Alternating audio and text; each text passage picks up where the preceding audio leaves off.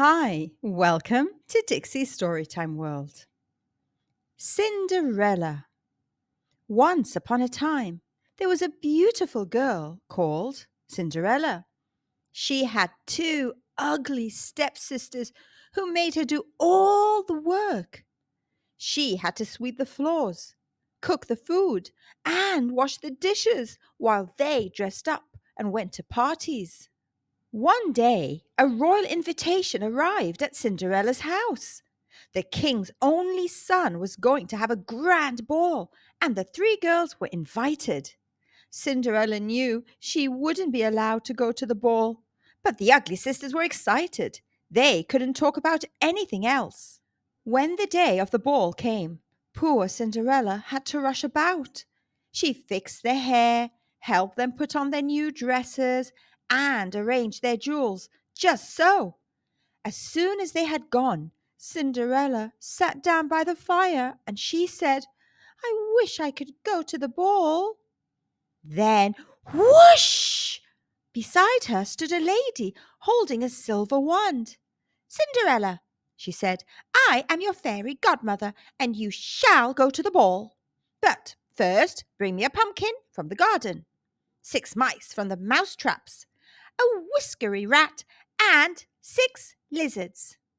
So Cinderella fetched a pumpkin, 6 mice, a whiskery rat, and 6 lizards. The fairy godmother touched them with her wand, and the pumpkin became a golden coach. The mice became 6 grey horses. The rat became a coachman with a most enormous moustache. And the lizards became 6 footmen dressed in green and yellow.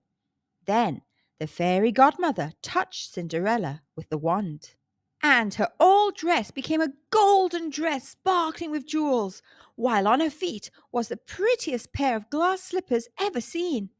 "Remember," said the fairy godmother, "you must leave the ball before the clock strikes 12, because at midnight the magic ends."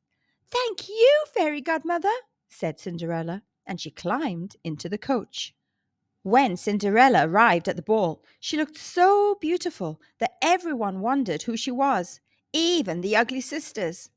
The prince asked her to dance with him, and they danced all evening. He would not dance with anyone else. Now Cinderella was enjoying the ball so much that she forgot her fairy godmother's warning until it was almost midnight and the clock began to strike.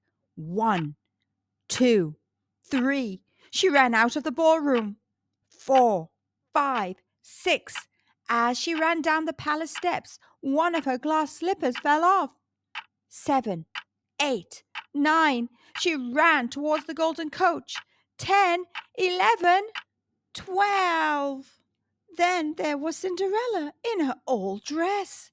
A pumpkin lay at her feet, and scampering down the road were 6 mice, a whiskery rat, and 6 lizards. So Cinderella had to walk home, and by the time the ugly sisters returned, she was sweeping the floor. Now, when Cinderella ran from the palace, the prince followed her, and he found the glass slipper. He said, "I shall marry the beautiful girl whose foot fits this slipper." In the morning, the prince went from house to house with the glass slipper, and every young lady tried to squeeze her foot into it, but it didn't fit any of them. At last, the prince came to Cinderella's house. First, one ugly sister tried to squash her foot into the slipper, but her foot was too big and fat. Then the other ugly sister tried, but her foot was too long and thin. "Please," said Cinderella, "let me try." "This slipper won't fit you," said the ugly sisters. "You didn't go to the ball." But Cinderella slipped her foot into the glass slipper, and it fitted perfectly. Then, whoosh! Beside her stood the fairy godmother. She touched Cinderella with her wand, and there she was in a golden dress, sparkling with jewels, and on her feet was the prettiest pair of glass slippers ever seen. The ugly sisters were so surprised they couldn't think of anything to say. But the prince knew what to say. He asked Cinderella to marry him. And then there was a happy wedding. Everyone who had gone to the ball was invited, even the ugly sisters. There was wonderful food and lots of music and dancing. And the prince, of course, danced every dance with Cinderella.